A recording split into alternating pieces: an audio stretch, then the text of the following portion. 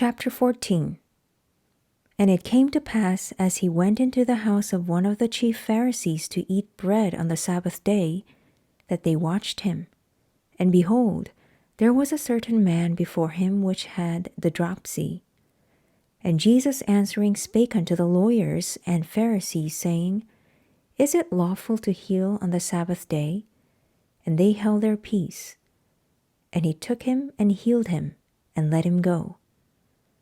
And answered them, saying, Which of you shall have an ass or an ox fallen into a pit, and will not straightway pull him out on the Sabbath day? And they could not answer him again to these things. And he put forth a parable to those which were bidden, when he marked how they chose out of the chief rooms, saying unto them, When thou art bidden of any man to a wedding, sit not down in the highest room, lest a more honorable man than thou be bidden of him. And he that bade thee and him come and say to thee, Give this man place, and thou begin with shame to take the lowest room. But when thou art bidden, go and sit down in the lowest room, that when he that bade thee cometh, he may say unto thee, Friend, go up higher. Then shalt thou have worship in the presence of them that sit at meat with thee.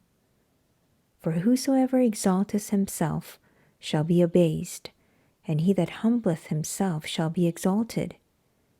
Then said he also to him that bade him, When thou makest a dinner or supper, call not thy friends, nor thy brethren, neither thy kinsmen, nor thy rich neighbors, lest they also bid thee again, and a recompense be made thee. But when thou makest a feast, call the poor, the maimed, the lame, the blind, and thou shalt be blessed, for they cannot recompense thee, for thou shalt be recompensed at the resurrection of the just.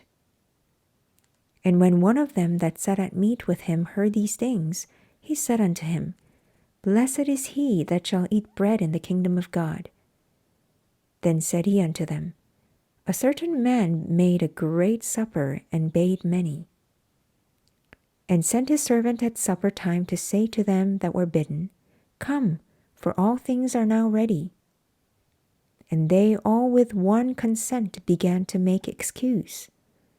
The first said unto him, I have bought a piece of ground, and I must needs go and see it. I pray thee have me excused. And another said, I have bought 5 yoke of oxen, and I go to prove them. I pray thee have me excused. And another said, I have married a wife, and therefore I cannot come. So that servant came and showed his lord these things. Then the master of the house, being angry, said to his servant, Go out quickly into the streets and lanes of the city, and bring in hither the poor, and the maimed, and the halt, and the blind. And the servant said, Lord, it is done as thou hast commanded, and yet there is room. And the Lord said unto the servant, Go out into the highways and hedges, and compel them to come in, that my house may be filled. For I say unto you, that none of those men which were bidden shall taste of my supper.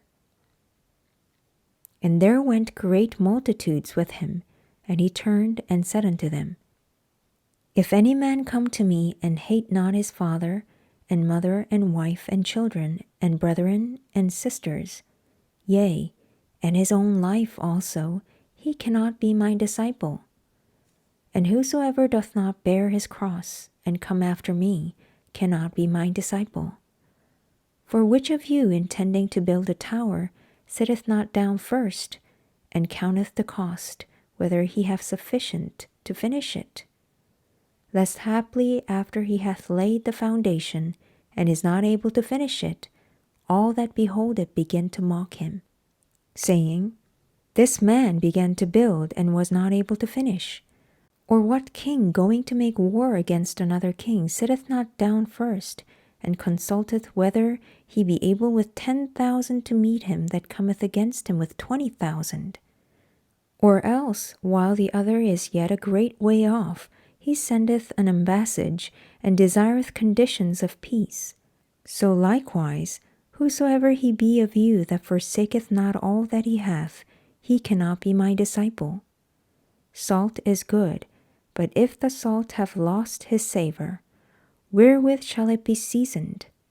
It is neither fit for the land, nor yet for the dunghill, but men cast it out. He that hath ears to hear, let him hear.